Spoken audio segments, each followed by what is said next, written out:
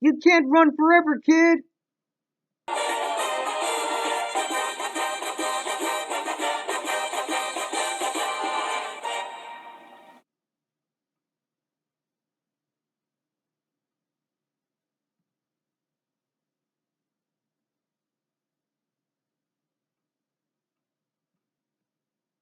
After the events of Spider-Man Into the Spider-Verse, Miles goes on an adventure with Gwen Stacy across the Spider-Verse, where he meets a new team of Spider people known as the Spider Society, led by Spider-Man 2099, but later on, it led to a conflict with them handling a new threat.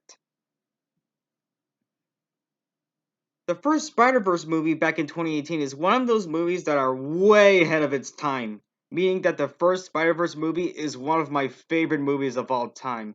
And 4.5 years later, it got a sequel that came out a week ago, after many, many years of development, which I'm gonna review right now. So please enjoy.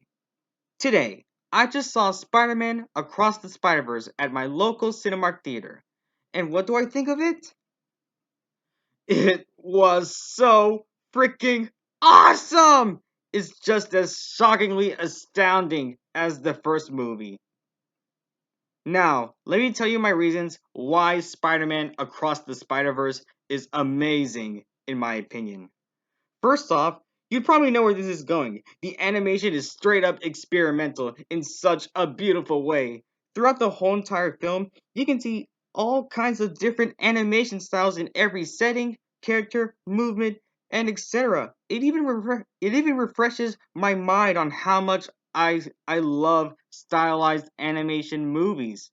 I mean. Second, the character development throughout the whole movie is so heavy and deep. If I can choose not one, but two characters that have hands down the best character development, they would be Miles Morales and Gwen Stacy. Three, the new characters in this movie are well introduced. My favorite new character that was introduced in this movie, in my opinion, has got to be Spider-Punk. Mainly because of his design, personality, and the fact that Daniel Kaluuya voiced him. Kaluuya is the guy who appeared in Jordan Peele's recent movie to date, which is titled Nope. 4. The voice acting is wonderful, and it even makes the characters feel like their own.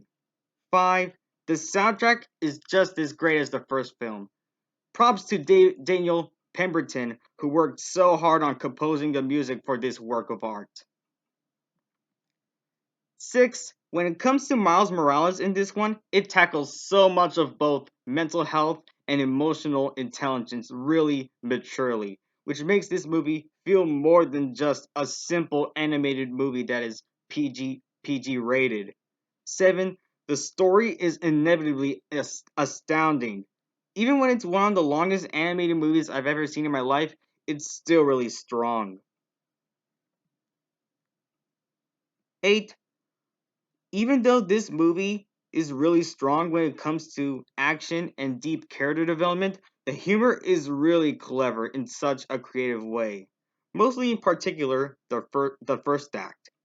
9. It has so many callbacks to the first movie, which leaves me pure happiness and excitement on the edge of my seat when I first saw this movie. And last but not least, the ending is unpredictably shocking. That's all I can simply say because I don't want to spoil this movie to anyone or anybody who's willing to see this movie, even when they're Spider Man fans. Now, before I wrap up this review, do I have any criticisms for this movie? Well, I might have two. One, the runtime is pretty impossible in concept. In fact, this is without a doubt the longest animated movie I've ever seen in my life.